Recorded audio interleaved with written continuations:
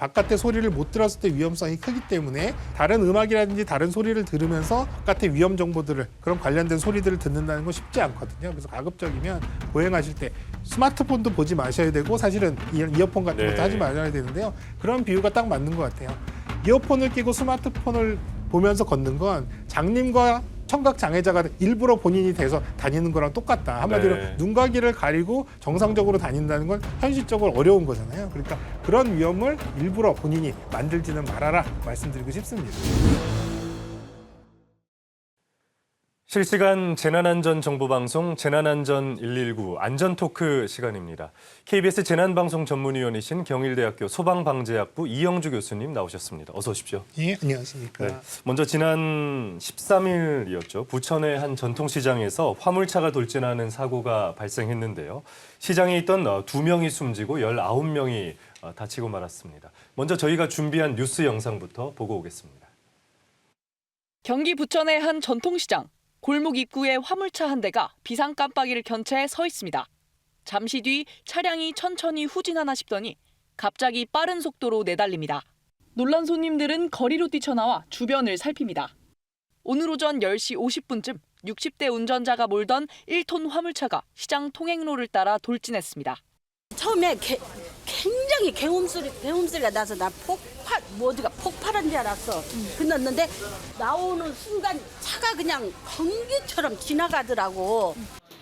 평온했던 시장은 몇 초 만에 아수라장으로 변했습니다. 사고 충격으로 가판대가 완전히 찌그러졌고 바닥에 유리 파편이 흩어져 있습니다. 시장 안에 있던 60대 여성과 70대 여성 모두 2명이 숨졌고 19명이 다쳤습니다. 부상자 가운데 9명은 중상을 입었습니다.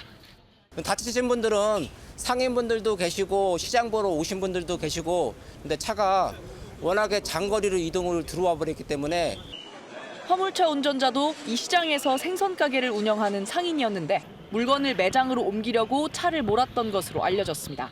경찰 조사 결과 음주나 마약 등의 정황은 확인되지 않았습니다. 경찰은 운전자를 긴급 체포해 조사하는 한편 정확한 사고 원인을 찾기 위해 국립과학수사연구원에 차량 감정을 의뢰했습니다. 생선가게 앞에서 물건을 고르는 사람들. 뒤에 있던 화물차가 조금씩 움직이지만 크게 신경 쓰지 않습니다.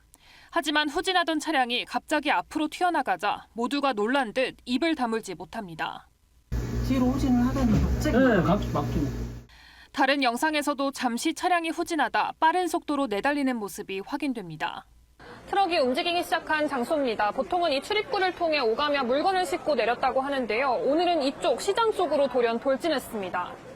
물건이 시장 초입에 있기 때문에 아마 거기서 내려놓고 아마 후진을 하려고 하다가 잘못해갖고 직진을 하다 보니까 빠르게 내달리는 차량을 피하기엔 매대가 빽빽하게 들어찬 통행로는 너무 좁았습니다. 통행로 폭은 3.3m가량. 화물차는 순식간에 시장 초입부터 일직선으로 130m를 돌진하며 사람들을 잇따라 들이받았습니다. 악몽 같던 질주는 차량이 다른 매장 기둥과 부딪힌 뒤에야 끝났습니다. 차량이 점포로 치고 들어간 건 아니고 길을 따라서 계속 가면서 사람들 친 것 같아요. 사망자 2명은 60대와 70대 여성. 고령층이 많이 찾는 전통시장에서 손님이 몰리는 오전 장사 시간에 사고가 발생한 점도 피해를 키웠습니다.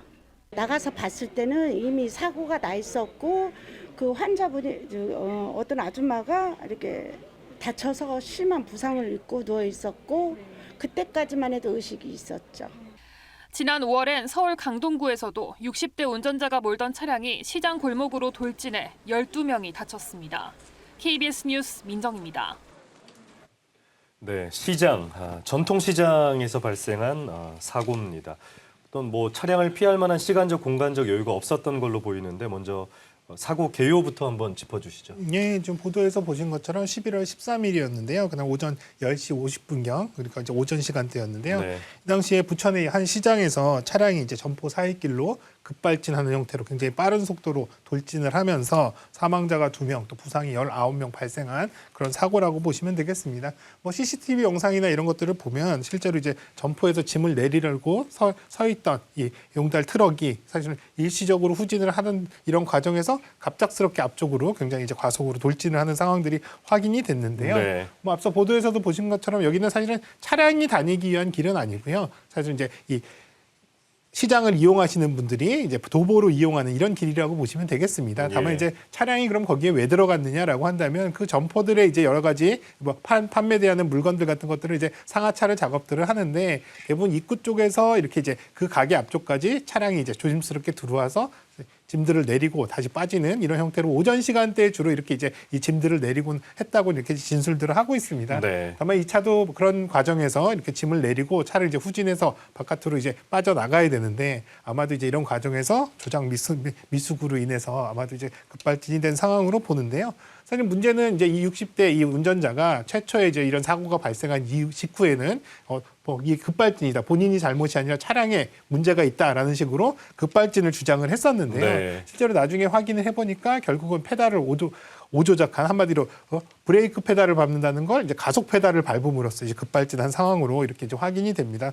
그래서 이제 경찰 조사에 따르면은요, 후진 기어를 이제 내릴 때 파킹 한마디로 이제 이 주차하는 곳에다 놓지를 않는 상태에서 내리다가 차량이 이제 미끌려서 후진을 하니까 네. 갑작스럽게 차에 올라타서 이제 조작을 하는 과정에서 페달을 잘못 밟은 것으로 그렇게 이제 확인이 되고 있습니다. 예. 아, 참 안타깝습니다. 일단 급발진을 처음에 이제 주장을 했지만 뭐 조사 결과는 이제 페달 오조작으로 나왔고요.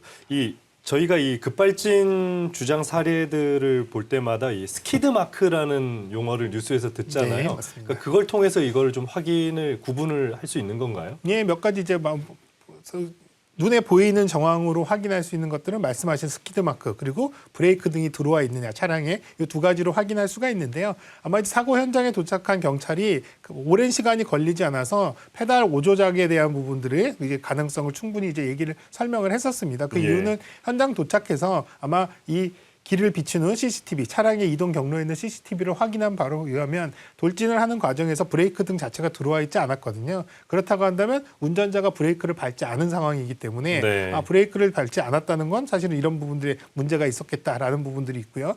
또 하나 브레이크가 밟았다고 한다면 브레이크를 밟았음에도 불구하고 자동차 결함에 의해서 뭔가 진행이 됐다면 사실은 브레이크에 의해서 바퀴가 타이어 부분이 이제 미끌리는 이게 정지가 되면서 길에 미끌리는 상황. 그래서 스키드 마크가 이제 이 타이어가 지나간 자리가 미끄러지는 흔적들이 있어야 되는데 네. 이런 흔적들도 없었다라는 거거든요. 그렇기 때문에 이런 두 정황만 봐도 이게 급발진보다는 페달 오조작 이런 부분들이 어떤 이제 힘이 실리는 상황이었고요. 또 실제로 조사를 해보니까 이분이 사실은 운전석 이 페달 있는 부분에 블랙박스를 설치해 놓으셨어요. 아, 그렇군요. 그래서 그 네. 블랙박스 상황들을 들여다 보니까 여기서도 브레이크를 밟지 않고 가속 페달을 밟는 장면이 확인이 됐기 때문에 이 부분은 명확하게 이 오조작으로 이렇게 지금 확인이 되고 있습니다. 예. 앞서 뉴스에서도 보셨듯이 이제 2달 전에도 이제 강동구 시장에서 사고가 있었습니다. 12명이 다치는 사고였는데요. 저희가 사실 이 교통사고라고 한다면 그 차량을 조심할 때는 뭐 도로를 건넌다던가 큰 길이라던가 이런 곳에서 이제 사고가 난다고 인식을 하고 예방을 하고 조심을 하지 않습니까? 근데 시장에서 사고를 당할 거라고는 쉽게 생각을 못 하는데 이런 사고가 계속 지금 일어난단 말이죠. 예, 맞습니다. 사실은 이 시장 내 이 길들은 사실 차량들이 다니기에 적합한 길들이 아니기 때문에 사실 많은 분들도 여기는 사람이 다니는 길이지 차들이 다닐 거다라고 생각들을 안 하시는 거예요. 네. 그러다 보니까 오히려 경계도 늦고 주의를 좀 조심하시는 것들 이런 것들 당연히 이제 좀 느슨해질 수밖에 없는 상황. 이러다가 예. 갑작스럽게 차량이 돌진하거나 차량이 나타나서 사고를 당하는 경우에 오히려 더 이제 부상이라든지 피해가 커질 수 있는 가능성들은 분명히 있겠죠. 또 네. 한편으로는 상인분들이나 여러 가지 여기 짐을 이제 배달하시는 분들 입장에서는 또 차를 안 가지고 들어가기에는 짐을 옮겨야 되는 거리나 이런 부분들이 이제 그런 것들이 굉장히 불편하고 힘들기 그렇죠. 때문에 차량을 이제 가지고 들어가는 상황들 한마디로 차로와 인도가 구분되지 않은 상황 또 그리고 사람들도 이런 부분의 경계가 낮은 상황 또 그리고 이 도로 시장 내 시장통의 길들 같은 경우는 넓은 길들이 아니거든요. 대부분 네. 뭐 사실은 뭐 여기도 한 3m 폭 정도 되는데 여기에 주변에 가판대 같은 것들이 또 도로 쪽으로 나와 있는 경우 또 물건 같은 것들이 쌓여 있다면 사실은 그 폭은 더 좁아질 수밖에 없어서 네. 이렇게 차량이 돌진하는 상황이나 차량에 대한 부분들이 만약에 지나간다면 완전히 뭐 교통사고까지는 아니더라도 안전사고의 위험성들도 분명히 있다 이렇게 보시는 게 맞을 것 같습니다. 예. 참 이 전통시장에서 뭐 화재가 발생하거나 지금과 같은 이런 차량 사고 보행자들이 이제 피해를 입는 경우가 종종 생기고 있는데요. 결국 이제 공통적인 좀 위험 요소는 이 시장 골목이 좁다는 거잖아요. 네, 예, 그 좀 어떤 관련 규정이나 좀 실태 같은 게 어떻게 지금 돼 있습니까? 예, 사실은 뭐 시장의 그 도로 폭이라든지 이런 부분들을 사실 뭐 지금 어느 정도 이상 확보해라라는 것들을 강제하거나 이러지는 않는 상황입니다. 또 이를테면 예. 어떤 분들은 야 거기 소방차들도 화재가 발생하면 가야 되는데 그러려면 충분한 폭을 확보하고 충분한 폭이 확보돼 있다면 차량이 다니는 곳과 사람이 다니는 곳을 좀 구분해 놓을 수 있지 않았을까 이렇게 말씀들을 하시지만 사실은 전통시장의 경우에는 사실 이런 기준들이 생기기 이전부터 훨씬 오래전부터 자연스럽게 생겨나서 이렇게 시장을 형성하는 가로 구조가 되어 있기 때문에 이런 도로 폭에 대한 부분들을 우리가 충분히 뭐 계획하거나 또 넓힐 수 있는 이런 여건들은 아닙니다. 예, 전 세계 어딜 가도 네. 이 오래된 시장들은 다 그렇게 좁더라고요. 예, 맞습니다. 예. 또 시장이라고 하는 특성상 가운데 길이 굉장히 넓어지면 차량에는 좋지만 사람들은 사실 이쪽 점포 양쪽의 점포들을 왔다 갔다 하면서 이 쇼핑을 네. 하거나 또 장을 봐야 되는 입장이라면 가로 구조가 너무 넓은 것도 사실은 시장이 잘 형성이 안 돼요. 그래서 그렇죠. 오히려 이렇게 좁고 조밀한 곳에서 많은 사람들이 다니면서 이런 흥정이라든지 또 이제 구매가 이루어진다는 이런 특성상으로 본다 그러면 사실 좀 시장의 어떤 구조 자체가 원래 저럴 수밖에 없는 이런 네. 상황들이죠. 다만 이제 이런 상황들이 최근에는 이제 화재라든지 여러 위험성 또 화재 진압이나 이런 것들의 이런 위험성들 때문에 일부 시장 같은 경우는 이제 현대화 사업이라고 그래서 이 재래시장들을 조금 더 이제 시설들을 정비하거나 또 이런 것들을 하면서 도로폭을 조금 더 확장하는 부분들 네. 뭐 이런 것들도 진행이 되고 있습니다. 또 한편으로는 이렇게 차량이 사람들이랑 혼재돼서 다니는 경우에 이런 위험성 때문에 일부 시장에서는 차량이 짐을 실는 차량이라 하더라도 차량이 들어올 수 있는 시간들을 제한해서 네. 시장이 영업을 하기 전에 이렇게 차량들이 이제 들어와서 짐을 싣고 내리게끔 이렇게 나름대로 통제를 하는 경우들도 있지만 또 그렇지 않은 시장들도 있기 때문에 이번 사고의 경우에도 이 시장도 별도의 이런 차량에 대한 진입에 대한 통제를 한다거나 또 시간대별 이런 것들을 이제 제한하는 이런 상황들은 아니었었고 또 사실 저게 이용하시는 분들도 차량이 지나간다 하더라도 천천히 지나간다고 대부분 생각하지 그렇죠. 갑자기 네. 저렇게 빨리 지나간다고는 생각지를 못하셨기 때문에 대부분 다 뜻하지 않게 이런 좀 갑작스러운 사고로 대부분 또 이해를 하시게 되는 상황입니다. 네. 차량이 자신을 뭐 덮칠 거라고 이제 예상하지 못하는 상황에서 이제 그런 사고들이 발생을 하고 있습니다. 지난해 7월이었죠. 이 서울시청에서는 역주행 차량이 인도를 겹쳐서 이제 15명이나 다치는 그런 사고가 있었는데요. 먼저 준비된 뉴스 보고 오시겠습니다. 서울 중구 북창동의 선술집 앞. 가게를 나온 시민들이 인도에 서서 이야기를 나누고 있습니다. 갑자기 밝은 불빛이 비치더니 차량이 이들을 덮칩니다. 큰 소리에 놀라 뛰쳐나온 사람들은 엉망이 된 거리를 살피고 차가 지나간 자리엔 오토바이와 플라스틱 박스가 나뒹굽니다. 갑자기 요란한 그냥 갱음과 함께 뿌앙 소리가 나더라고요. 다친 사람들이 사방돼서 나뒹기고 있더라고요.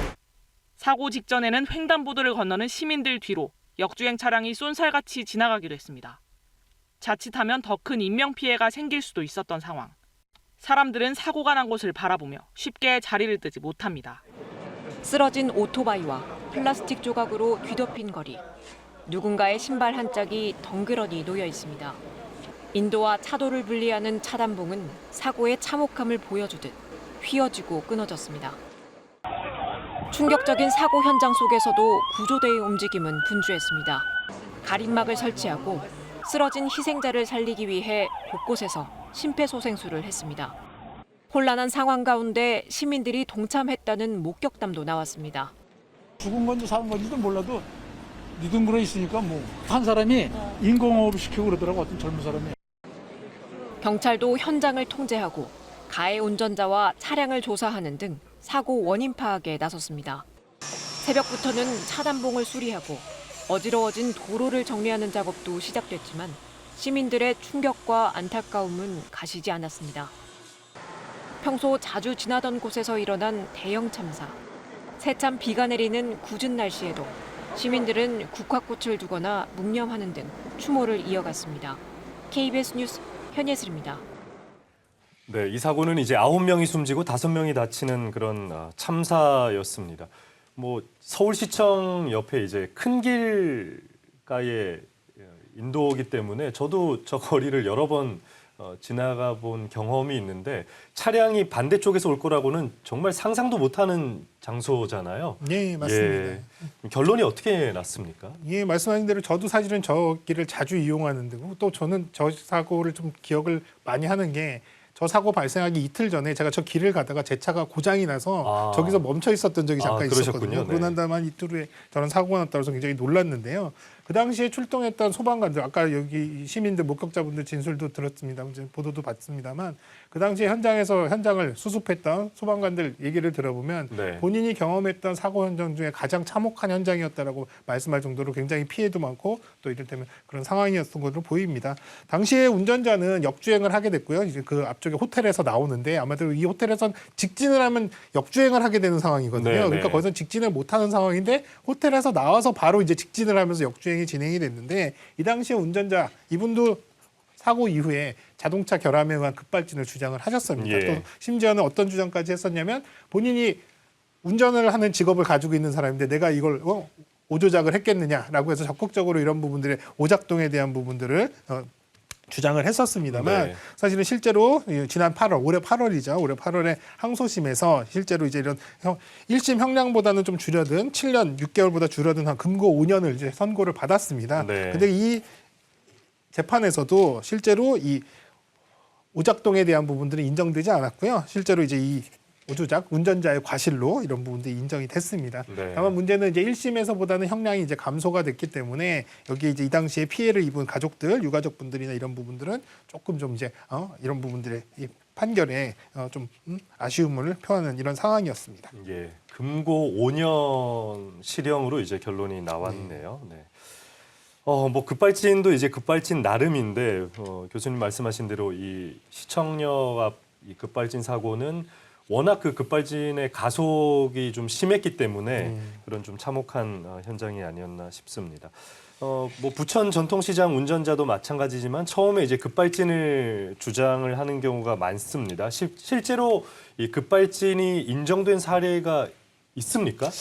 현재 뭐 여러 가지 급발진에 대한 부분들을 적극적으로 이런 부분들을 주장하고 또 재판 과정에서 이러한 부분들을 검증하는 과정들 뭐 이런 것들이 계속 이루어지고는 있습니다만 아직까지 공식적으로 급발진 사례가 인정된 사례가 있다라고 보기는 좀 어렵습니다. 예. 지금 국과수에서 발표한 자료 2020년부터 2024년까지의 이런 급발진 주장 사고를 분석한 걸 보면요. 이 중에 85%는 급발진이 아닌 것으로 네. 한마디로 운전자의 과실로 이렇게 인정이 됐고요. 나머지 15%는 그러면 급발진으로 인정이 됐냐? 그건 아니고 나머지 15%는 사실은 이런 증거 능력 혹은 이런 부분들이 충분히 판단하기가 좀 어려운 상황이다라고 해서 한마디로 나머지 15%도 급발진이다라고 이제 확실하게 인정받은 사항들은 아닌 겁니다. 네. 그러니까 사실은 이제 결과적으로 보면 급발진의 인정에 대한 부분들은 아직까지는 없다 이렇게 보는 게 맞을 것 같고요. 특히 이제 작년 같은 경우 2024년도로 한정해서 보면 급발진 주장 사고가 약 한 133건으로 가장 많았습니다. 네. 갈수록 대형 사고, 인명 사고가 나면 일단 급발진을 주장하는 게 사실 일반인 분들이 이런 부분들이 좀 경향들이 많이 나타나는 것 같습니다. 근데 이 133건 중에 120건이 지금 현재 페달 오조작으로 확인이 됐고요. 예. 나머지 것들도 사실은 아직까지는 급발진으로 보기에는 미흡한 부분들이 있어서 확인이 안 된 상황이다. 이렇게 보시면 될 것 같습니다. 또 하나는 지금 현재까지는 어찌됐든 급발진을 주장하거나 급발진 사고로 이런 부분들이 이제 검토되고 있는 상황들이 공통적인 상황들은 대부분 고령자 운전자라는 부분들이 좀 공통점이 있거든요. 네. 그러니까 이런 것들로 봤을 때는 사실은 오히려 운전자의 이런 미숙이라든지 이런 운전자의 실수인 부분이 조금 더 힘을 실리고 있는 상황이다. 이렇게 보면 될 것 같습니다. 다만 이렇게 페달 오동작에 의한 급발진 사고들이 급발진이라고 하면 이런 이제 이 돌진 사고들이 많이 발생하기 때문에 네. 오히려 이제 일본 같이 이렇게 이제 이 오조작에 관련된 부분들을 방지하는 장치 이런 부분들 설치의 의무화도 지금 현재 적극적으로 좀 필요하다라는 부분들을 좀 얘기를 하고 있고요. 네. 우리나라도 2029년부터는 실제로 이런 부분들을 오조작 장치 페달 오조작을 방지하는 이 설비에 대한 부분의 설치 의무를 지금 이제 부여를 하고 있습니다. 예. 실제로 이제 급발진이 입증되기에는 뭐 증거나 분석 이런 것이 좀 모자라는 경우가 이제 대부분인 것 같고요. 전통시장뿐만 아니라 이제 고속도로 휴게소 사고도 저희가 좀 종종 보게 되는데 먼저 관련 뉴스 보고 오겠습니다. 검은색 차량 주위에 통제선이 쳐져 있고 잠시 뒤 구급차도 모습을 드러냅니다. 지난 9일 이 고속도로 휴게소에서 60대 보행자가 차에 치여 숨졌습니다. 운전자는 경찰 조사에서 보행자를 보지 못했다고 진술했습니다. 고속도로 휴게소는 차량과 보행자가 뒤섞여 움직이는 공간입니다. 어떤 점이 특히 위험할지 직접 살펴봤습니다. 휴게소 진입로로 들어오는 차량들. 제한 속도는 어린이 보호구역과 같은 시속 30km지만 규정을 지키는 차량은 찾아보기 어렵습니다. 평균적으로 35에서 40 조금 넘게 지금 들어오고 있는 상황이고요. 네, 지금 얼마? 42km 나왔습니다. 차들은 보행로를 침범해 주차돼 있고 보행자를 확인하지 않고 이렇게 또 후진을 할 때 보행자와 사고가 날 수 있는 상황입니다. 보행자들은 뛰어다니거나 휴대전화를 보며 걷습니다. 이러다 보니 사람과 차가 뒤섞여 아찔한 상황이 속출합니다. 운전자와 보행자 모두 주의력이 떨어진 상태여서 더 조심해야 합니다. 차량과 보행자가 사실 섞여서 통행하는 곳입니다. 장거리 운전을 마친 운전자들이 많이 피로한 상태에서 휴게소로 오는 점에서 교통안전에 매우 취약한 점. 지난해 휴게소 안에서 일어난 교통사고는 150여 건, 2명이 숨지고 260명 넘게 다쳤습니다. KBS 뉴스 최민영입니다. 네, 전통시장과 마찬가지로 고속도로 휴게소 안에서도 뭐 대부분의 사람들은 차량 걱정을 하지는 않는데요. 이 60대 보행자가 이제 차에 치여 숨진 사고가 있었습니다. 이거 어떻게 발생된 사고인가요? 예, 11월 아마 9일이었는데요. 저녁 7시쯤에 발생한 사고입니다. 네. 여주 휴게소에서 그 휴게소 건물 앞쪽에 이제 주차장이 있고 이 휴게소를 이용하려던 이 60대 여성이 그 차에 이 휴게소 주차장 내에 있는 차량이 이동하면서 여기에 이제 치여서 실제로 이제 이 목격자분들의 말에 의하면 치인 상태에서 밑에 차량 밑에 깔려서 끼어 있는 상태 이런 네. 상황들로 인해서 이제 사망에 이르는 이런 상황으로 이어졌습니다. 다만 휴게소 같은 경우는 사실은 이제 뭐 앞서 기자분께서 설명하신 것처럼 수시로 차가 드나드는 이런 그렇죠. 장소고 또 사람들도 계속 내려서 이용하고 왔다 갔다 하는 한마디로 진짜 차랑 사람의 구분이 없이 계속 이동하는 이런 상황들 네. 굉장히 복잡하고 위험한 상황들이죠. 근데 대부분은 차량들이 주차장 내에서는 저속으로 운행을 할 거다라는 생각들을 하고 또 차 운전자 입장에서는 차가 지나가면 사람들이 알아서 피할 거다라는 생각들 서로 이런 부분들의 부주의에 의해서 사실은 이런 사고들이 빈번하게 또 발생하는 상황이 아닌가 싶습니다. 예.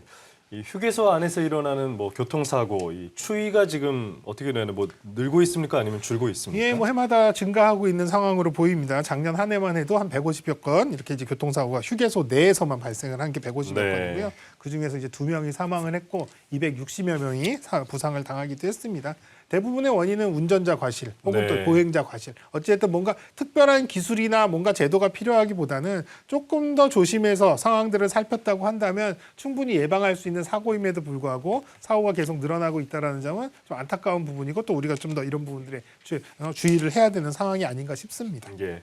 뭐 어디서 사고가 이제 발생하던 간에 이제 책임 소재가 이제 좀 분명해야 될 텐데 그렇지 않은 경우도 아마 많이 있을 것 같습니다. 휴게소 안에서 사고가 발생하면은 이게 누구 책임? 예, 저도 이 질문 때문에 한번 내용을 찾아보니까요. 일단 도로와 고속도로의 이런 시설물들에 관련된 책임은 도로공사 혹은 또 여기에 위탁을 받은 위탁 사업자들의 책임입니다. 네. 또 다만 이제 이런 휴게시설 같은 경우는 여기서 다시 다른 곳으로 이런 전문적으로 휴게소를 관리하거나 운영하는 업체에 위탁이 됐을 경우에는 또 위탁해서 시설을 운영하는 운영자의 어떤 책임들도 있거든요. 네. 어쨌든 간에 여기서 사고가 발생한다면 이건 뭐 휴게소를 운영하는 측 또 그리고 포괄적으로는 이 도로공사라든지 도로 자체를 관리하는 이런 이제 이 기관의 책임으로 이어질 수 있기 때문에 이런 부분들의 관리에 대한 부분도 분명히 좀 더 신경을 써야 되는데요. 네. 다만 이제 여기서 중요한 거는 이런 시설적인 부분들의 미비해서 발생하는 사고들은 분명히 이런 이제 이 휴게소 운영하는 측 또 도로 관리하는 측에서의 책임은 있지만 보행자라든지 또 운전자 자체가 이런 주의 의무를 다하지 않아서 발생하는 사고는 본인한테 사고의 책임이 분명히 있는 겁니다. 네. 그렇기 때문에 이런 것들을 단순히 관리자의 책임으로 생각하셔서 본인의 주의 의무라든지 안전 의무를 게을리 하신다면 이런 것들은 문제가 발생할 수밖에 없다 말씀드리고 싶습니다. 예.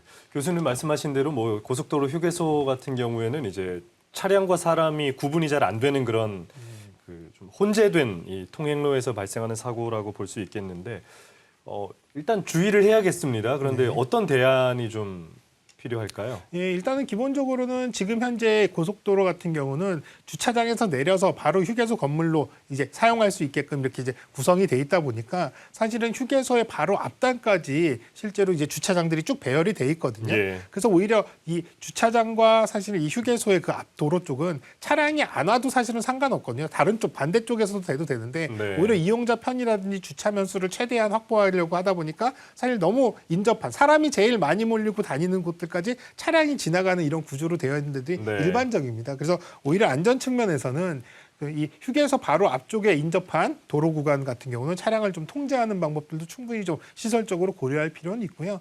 또 한편으로는 주차장 차량 같은 경우는 사실은 다른 주차장과는 좀 차이점은 뭐냐면 주차면에 차량 스토퍼가 없어요. 예를 들면 우리가 이제 일반적인 주차장 같은 경우는 주차를 할 때 뒤쪽으로 가다 보면 그렇죠. 과하게 뒤로 가지 않게끔 차량을 멈출 수 있는 스토퍼가 있는데 네. 이 휴게소의 주차장 같은 경우는 앞쪽으로도 빠져나가고 뒤쪽으로도 빠져나갈 수 있게끔 하기 위해서 사실은 스토퍼가 없는 상황이거든요. 네. 이렇다 보면 후진을 하는 과정에서 당연히 운전자분 같은 경우에는 스토퍼가 있겠지 하고 이런 것들을 확인을 안 하시면서 후진을 하시는 경우 또 후진을 하다 보면 또 뒤쪽에 오는 사람을 보지 못해서 사고가 발생할 수도 있으니까 이러한 부분들을 조금 더 시설적인 부분에서 보완하는 부분들도 분명히 좀 필요해 보이고요. 또 한편으로는 보행자 자체도 어느 곳에서든 한마디로 차량과 차량 사이에 빠져나올 때는 다른 차들이 나를 보지 못할 것이다 라고 네. 하는 부분들을 충분히 인지하셔서 차량과 차량 사이에서 빠져나오실 때는 일단 멈추셔서 전방이나 양쪽으로 차들이 오는지를 좀 잘 확인하시는 것들 또 그리고 급하게 뛰어다니시면 갑자기 튀어나오면서 차량들이 나를 못 봐서 또 사고로 이어질 수가 있기 때문에 네. 뛰지 마시라라고 하는 것들 또 그리고 휴게소에서 음식 같은 것들을 이제 들고 드시면서 이동하는 경우도 사실은 뭔가를 먹으면서 이렇게 이동하는 경우에는 주의력이 그만큼 떨어질 수밖에 없기 때문에 예. 보행하시면서 음식을 드시는 것들 또 휴대폰이라든지 또 이어폰 같은 것들 이런 것들이 사실은 또 위험할 수가 있으니까 이런 것들을 사용하지 말라고 말씀드리고 싶고요. 또 운전자 입장에서는 아까 규정 속도가 30km 이하긴 하지만 이거보다도 훨씬 조금 낮춰서 어느 곳에서 갑자기 사람이 튀어나올 수 있지 모른다 이렇게 생각하시고 충분히 서행하시고요. 또 출발하실 때는 깜빡이 꼭 키셔서 보행자들이라도 깜빡이를 보고 차량이 오는구나라는 것들을 좀 식별하실 수 있게끔 하는 네. 것들 이런 안전 운전에 대한 조치들 조금 더 적극적으로 하실 필요 있겠습니다. 예. 말씀하신 부분 중에 이제 가장 좀 공감이 되는 부분은 뭐 이제 휴대폰 도로에서 많이 이제 보고 이제 걸으시는데 특히나 음악을 들으면서 이 보행을 하시는 분들이 너무나 많더라고요. 근데 이 소음을 들을 수가 없지 않습니까? 예, 맞습니다. 그래서 사실 이게 요 최근에는 이런 바깥에서 여러 가지 안전에 관련된 것도 그렇고 바깥의 소리를 못 들었을 때 위험성이 크기 때문에 이런 것들의 소리를 또 들을 수 있는 이런 스피커, 이어폰들도 있긴 합니다만 어찌됐든 간에 다른 음악이라든지 다른 소리를 들으면서 이런 바깥의 위험 정보들을 그런 관련된 소리들을 듣는다는 건 쉽지 않거든요. 그래서 가급적이면 보행하실 때 스마트폰도 보지 마셔야 되고 사실은 이어폰 같은 네. 것도 하지 마셔야 되는데요. 그런 비유가 딱 맞는 것 같아요.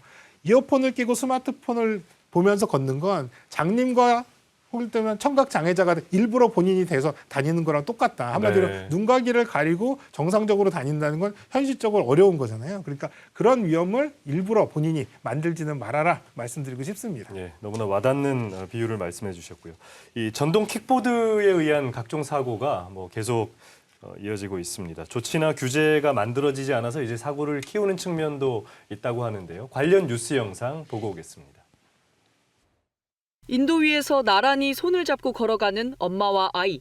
갑자기 전동 킥보드 한 대가 빠른 속도로 아이를 향해 달려오자 아이를 지키기 위해 몸을 던진 엄마는 킥보드에 부딪혀 그대로 쓰러집니다. 사고 직후 병원으로 옮겨졌지만 여전히 의식을 되찾지 못하고 있습니다. 단란했던 네 가족의 일상은 한순간에 뒤바뀌었습니다. 사고를 낸 중학생 2명은 킥보드 한 대에 함께 타고 있었는데 1인 탑승 원칙을 지키지 않은 건 물론 원동기 면허도 없었습니다. 모두 불법입니다. 사고 현장 인근에 있는 공유 전동 킥보드입니다. 면허 인증 없이 대여할 수 있는지 한번 확인해 보겠습니다. 면허를 등록하라는 안내 문구는 나오지만 다음에 등록하겠다는 버튼을 누르자 바로 탑승이 가능합니다. 원동기 면허는 만 16세 이상만 딸 수 있지만 면허 없이도 전동 킥보드를 쉽게 이용할 수 있는 겁니다.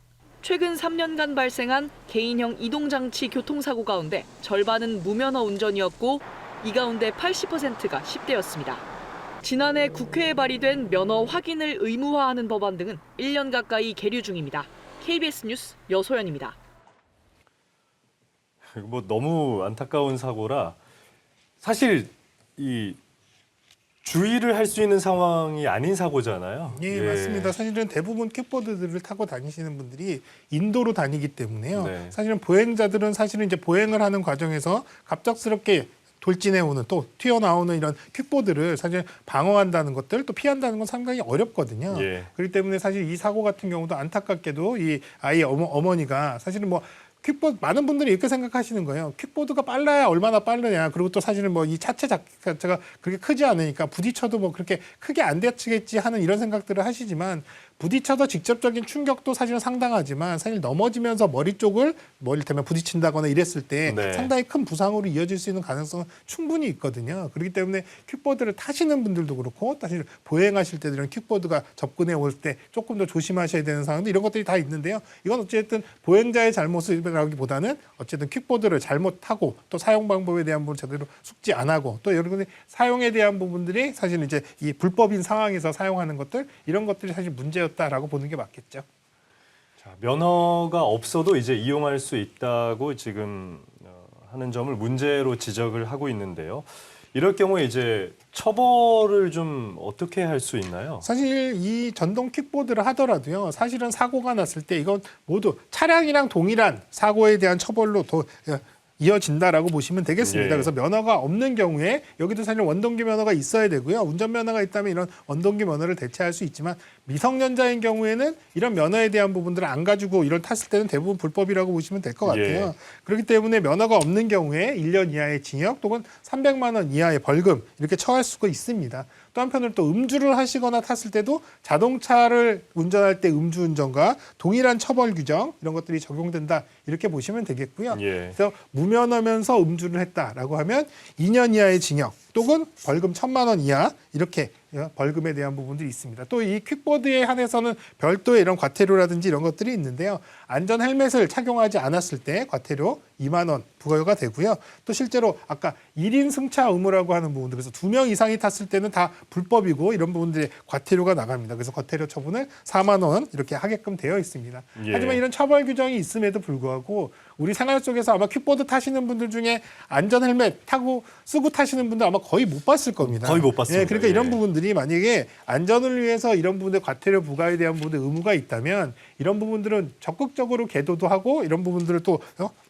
과태료 처분을 해서 경각심을 좀 줘야 되는 부분들도 분명히 있지 않을까 싶고요. 예, 또 하나는 가장 중요한 것 중에 하나는 이런 공유 앱들을 통해서 대부분 이런 사용들을 하게 되는데 앞서 기자분께서 확인한 것처럼 공유 앱을 등록할 때 당연히 운전면허증이라든지 원동기 면허증을 거기에 등록을 하게끔 되어 있는데 이런 것들을 안 할 수 있는 부분들을 여지를 남겨놨다는 건 관리상에 굉장히 심각한 문제거든요. 네. 그래서 이러한 상황들이 됐다라는 건 이런 공유 킥보드 업체, 이런 업체들에 대한 부분에 강력한 제재를 통해서 이런 부분들이 엄격하게 이행을 해야 되겠고요. 헬멧 같은 경우도 사실 마찬가지입니다. 최근 들어 이제 저런 것들을 세워놓을 때 정차한 위치 같은 것들을 사진 찍어서 업로드하게끔 되어 있는데 이걸 반대로 생각하면 탑승할 때 본인 사진을 찍어서 본인이 헬멧을 썼는지를 확인하는 것들 이런 것들로 사실은 앱의 절차로만 만들어 놓으면 충분히 할 수 있는 일이거든요. 네. 다만 이제 이 업체들은 그런 부분들을 까다롭게 하면은 사실 사용성이 사용을 더 불편하니까 안 하게 되니까 이런 영업적인 측면에서 오히려 이런 부분들을 그냥 방관하고 있는 게 아닌가 싶은 생각도 들어서 예. 업체 측에 조금 더 적극적인 어떤 이런 안전에 대한 조치들이 필요하지 않나 싶습니다. 2021년에 이제 도로교통법이 이제 개정이 되면서 이종 원동기 면허를 가지고 있어야 이 전동 킥보드를 탈 수 있게 됐고 안전모 등의 이제 규정이 생겼습니다. 이 전동 킥보드 사고 지금 뭐 늘어나고 있습니까? 어떻습니까? 통계가 네. 어떻게 되나요? 지금 뭐 개인용 이동 수단 같은 경우는 뭐 계속 사고들은 좀 많이 늘어나고 있는 상황이라고 봅니다. 근데 다만 이제 이 증가 건수로 보면은요, 2019년에는 97건, 그리고 2023년도에는 1,148건, 그리고 2024년도에는요, 2,232건으로 굉장히 많이씩 증가를 예. 하고 있거든요. 이게 앞에 그래프에서 보시면 이전에 97건에 비해서는 거의 11배, 거의 12배 가까이 증가를 한 상황입니다. 5년 사이에. 그렇다고 한다면 굉장히 많은 사고들이 증가가 됨에도 불구하고 적극적인 안전에 대한 부분들의 조치라든지 이용이라든지 이런 부분들은 아직까지 이어지지 않고 있는 것들은 굉장히 좀 안타깝고도 또 빨리 개선이 돼야 될 사항이다 이렇게 보는 거죠. 예. 또 한편으로는 이런 부분들은 사용하시는 분들 각자가 이런 안전에 대한 부분들을 조치를 적극적으로 하셔야 더 안전하고도 편리하게 이용할 수가 있거든요. 이런 것들을 위험한 상태로 그냥 본인들이 편하게 사용하겠다라고 하신다면 결국은 이런 부분들 이 이동형 장치에 대한 제한으로밖에 이어질 수밖에 없기 때문에 예. 좀 설명드리자면 본인이 편하게 이용하려면 더 안전하게 이용하시라. 그래야 앞으로 이런 것들의 보급이라든지 이런 것들이 확대가 될 텐데 그렇지 않으면 점점 더 제한될 것이다. 이 부분을 좀 염두에 두시면 좋겠습니다. 네. 전동 킥보드 안전 특별히 유의하셔야 하겠습니다. 오늘 뭐 여러 가지 이제 그 사고를 살펴보고 있는데 마지막으로 이제 리튬 이온 배터리 사고 여쭤보고 싶습니다. 겨울철이기 때문에 실내에서 발생할 가능성이 좀 커 보입니다. 어떤 경우에 좀 사고가 발생합니까? 예, 뭐 겨울철 같은 경우에는 사실 이제 바깥에서 충전을 하시지 않고 실내에서 충전하는 경우도 많기 때문에 리튬이온 배터리 화재에 대한 부분의 위험성, 실내에서 화재가 발생했을 때는 오히려 출입구 주변이라든지 또 대피할 수 없는 상황에 처할 수 있는 이런 이제 단초가 되기 때문에 자, 이 충전하는 위치 이런 것들이 가급적이면 출입구 주변이 아닌 곳에서 충전하시고 충전할 때 주변에 혹시라도 불이 났을 때 옮겨 붙을 수 있는 가연물들이 없는 가급적 없는 베란다라든지 이런 곳이 오히려 좀 안전하겠습니다. 예. 또 한편으로는 배터리 같은 경우에 너무 뜨거운 상태, 고온의 상태도 좋지 않지만 저온인 상태에서도 여러 가지 또 이 배터리 내부에 이상이 발생할 가능성이 높기 때문에 적정 온도 내에서 이런 부분들을 충전하시는 것들 중요하겠고요. 항상 말씀드리지만 배터리에 대한 어떤 화재라든지 충전 중의 화재는 결국은 배터리의 물리적 충격에 의한 부분들, 이런 이상에 대한 부분들이 가장 크기 때문에 평상시에 배터리 관리, 또 배터리의 외형상 뭔가 충격이라든지 변형된 곳은 없는지 이런 것들을 좀 잘 살피실 필요가 있겠습니다. 특히 또 충전을 하실 때 충전기 또 그리고 배터리 자체는 정품 인증을 받은 안전한 제품들을 사용하시는 것이 가장 좋겠습니다. 예. 오늘 이 전통시장 차량 사고 그리고 고속도로 휴게소 보행자 사고 그리고 전동 킥보드나 이 리튬이온 배터리 사고 여러 가지를 좀 살펴봤습니다. 이 전통시장이나 이 고속도로 휴게소 같은 차량과 사람이 좀 혼재된 장소에서 이 사고가 발생하고 있는데 이걸 예방하기 위한 수칙 30초 안전 챌린지 부탁드리겠습니다. 차량이 쌩쌩 달리는 도로가 아니다 하더라도 차량이 접근할 수 있는 곳이라면 항상 언제든 차량 사고가 발생할 수 있다라는 부분들을 염두에 두시고 주변을 항상 경계하시는 것들 이런 것들이 본인을 안전을 위해서 좋겠고요. 또 이렇게 사람이 많은 곳에 차량을 진입하거나 또 주차장에 차량을 댈 때는 사람들도 어디선가 항상 튀어나올 수 있다는 이런 조심운전 또 예방운전 같은 것들이 굉장히 중요해 보입니다. 그래서 항상 이런 경계하는 마음만 가지고 있다 하더라도 큰 사고를 피할 수 있으니까 우리가 발생할 수 없는 곳이다라고 단정하기보다는 항상 사고의 위험을 염두에 두시고 생활하시는 것들 중요하겠습니다. 네, 오늘은 여기까지 듣도록 하겠습니다. 경일대학교 소방방재학부 이영주 교수였습니다. 감사합니다. 감사합니다.